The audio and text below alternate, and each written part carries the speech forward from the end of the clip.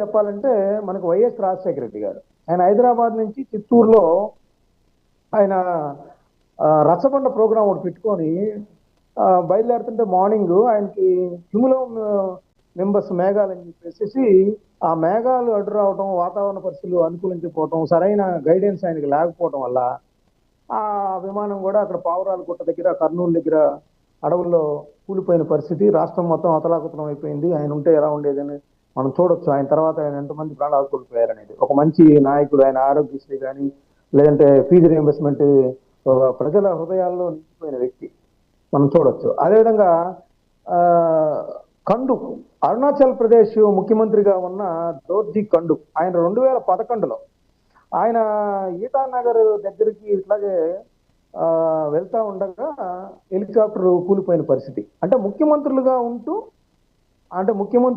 వాళ్ళు ఆంధ్రప్రదేశ్ అటు అరుణాచల్ ప్రదేశ్లో వాళ్ళ అధికారాన్ని అనుభవిస్తూ కూడా పర్యటనలో భాగంగా చనిపోయిన వాళ్ళని మనం పేర్కొనవచ్చు. అదేవిధంగా గుజరాత్ ముఖ్యమంత్రిగా చేసిన విజయ్ రూపానీ గారు కూడా 2025 విమాన ప్రమాదంలో ఆ 242 మంది ఆ విమానంలో చనిపోయారు. ఆ ప్రమాదంలో ఈయన కూడా ఆయన అంటే ఎక్స్ సీఎంగా చనిపోయిన పరిస్థితి మనం చూడొచ్చు. అదేవిధంగా బిపిన్ రావత్ మన ఆర్మీకి సంబంధించి ఒక పెద్ద అధికారి, ఒక ఆర్మీ హెలికాప్టర్లో వాళ్ళ భార్యతో కలిసి దాదాపు 11 మంది వెళ్తూ ఉండగా ఆయన తమిళనాడు దగ్గర చనిపోయిన పరిస్థితి. అంటే మనకి అణురంగం నుంచి ఏమో అక్కడ హోమీ బాబా గారు, ఇక్కడేమో ఆర్మీ అంటే మన సైనిక దానికి సంబంధించి ఒక ప్రత్యేక అధికారి, ఆయన అత్యున్నత స్థాయి అధికారి బిపిన్ రావత్ గారు ఆయన. అదేవిధంగా ముఖ్యమంత్రులు.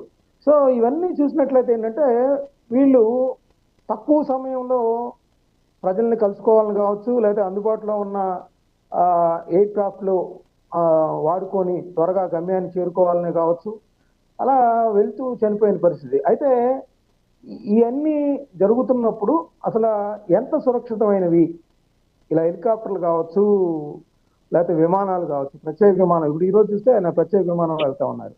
వాటికి సంబంధించి భద్రతా ప్రమాణాలు ఎలా ఉన్నాయి, వాటికి సంబంధించి చెకింగ్ జరుగుతుందా లేదా, తనిఖీలు జరుగుతున్నాయా లేదా, వాళ్ళని నిష్ణాతులైన పైలట్లు నడుపుతున్నారా లేదా, లేదు ఎయిర్క్రాఫ్ట్కి సంబంధించి ఎయిర్ కంట్రోల్ టీం వాళ్ళు సరైన దిశానిర్దేశం చేస్తున్నారా లేదా, అక్కడ వాతావరణ పరిస్థితులు లేదా మేఘాలు అడ్డుపడే పరిస్థితులు ఉన్నప్పుడు వీళ్ళని ఎందుకు అనుమతిస్తున్నారనేది ప్రశ్న. అక్కడ ఈ విమాన ప్రమాదాల తర్వాత వాటి మీద విచారణకు ఒక కమిటీలు వేస్తారు. ఆ కమిటీలు వేసి నివేదికలు వేస్తారు.